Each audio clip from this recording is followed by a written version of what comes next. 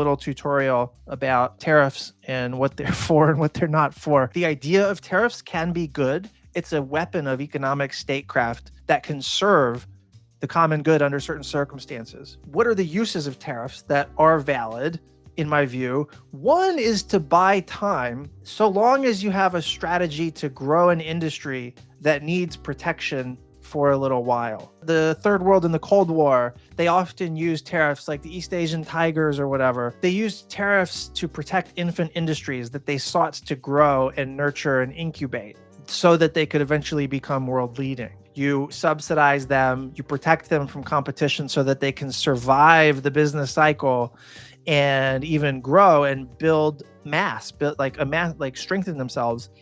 And then you allow them to compete with your support in the world system. So tariffs can be useful for that if you have a strategy to make that happen. Why do you think it's important to build up a particular sector? And how do you think protecting that sector for a certain period of time, how do you think that will lead to it becoming globally competitive? The other reason tariffs might be useful, the other situation, is as a disciplining mechanism on capital. Green tariffs, tariffs on goods that you're importing that have been produced with like excessively high carbon emissions, that is useful. That's a discipline function mechanism on capital. The labor differential tariffs, right? If you're using slave labor to produce the thing that's being imported, you ought to be subject to tariffs to offset that unfairness, right? To avoid the like race to the bottom competitive among workers. Social dumping tariffs, same thing, you know, like these are tariffs that send a signal to capital. They need to respect humanity and the common good. And if they don't, they're going to have to pay a price for that. But that's it. Those are the ways that tariffs can be good. That's not what's happening even under Biden, but that's not what's happening with Trump for sure. Like in Trump's case, tariffs are global. They're fetishized, right? He doesn't want tariffs to buy time. He wants them indefinitely. He's not trying to discipline capital for sure. He's trying to do giveaways for capital. This is class war. I guess the big thing to understand is that like tariffs are a tax on consumers. It makes the imported product way more expensive.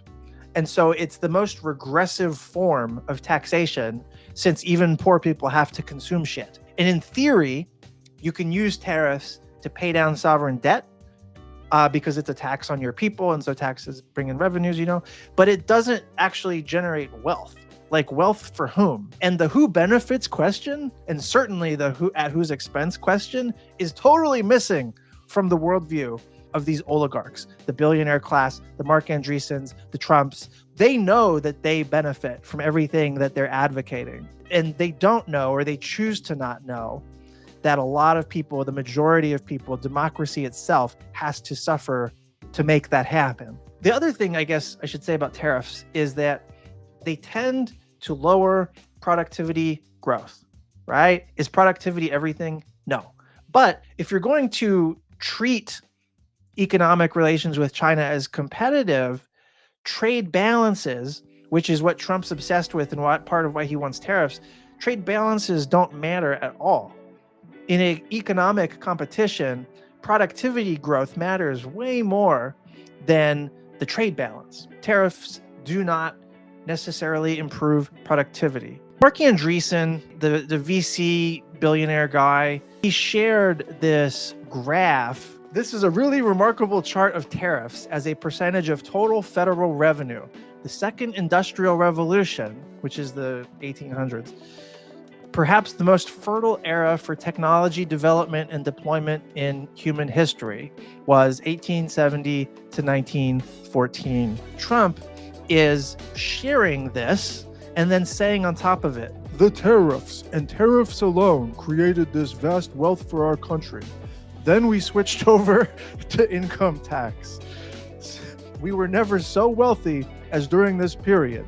Tariffs will pay off our debt and make America wealthy again. These guys want to relive the robber baron days. And one very misguided part of that is tariffs. And the result of all of this, including the open collusion with the billionaires, is oligarchy. If you look at what Andreeson is saying, we've never been so innovative as when we had high tariffs in the 1800s. What about the 20th century? We got the internet, GPS, fucking Velcro. You know, we got dildos and vibrators and gluten-free food.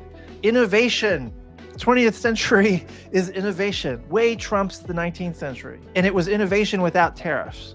But also, like, there's a moral bankruptcy here. Like, innovation is not the primary purpose of the national economy. You know, the idea that you would mess with the lives of consumers and workers so that you can chase the innovation dragon, what? That's kind of evil, right? That is class war from above. This is a technique, a tactic of class conflict, but coming from the billionaire side instead of class conflict from the workers. The period that Andreeson is fetishizing, and Trump also, it was the Gilded Age, literally. The rich did not have to pay income taxes. This is billionaires openly colluding with the government against workers and consumers. The argument on which this class war from above is being waged is profoundly stupid. As I've said, tariffs are attacks on the consumer, and they're obscuring that. They may or may not facilitate innovation, but based on the chart that Marc Andreeson is sharing, the innovations that were the greatest came during periods of low tariffs.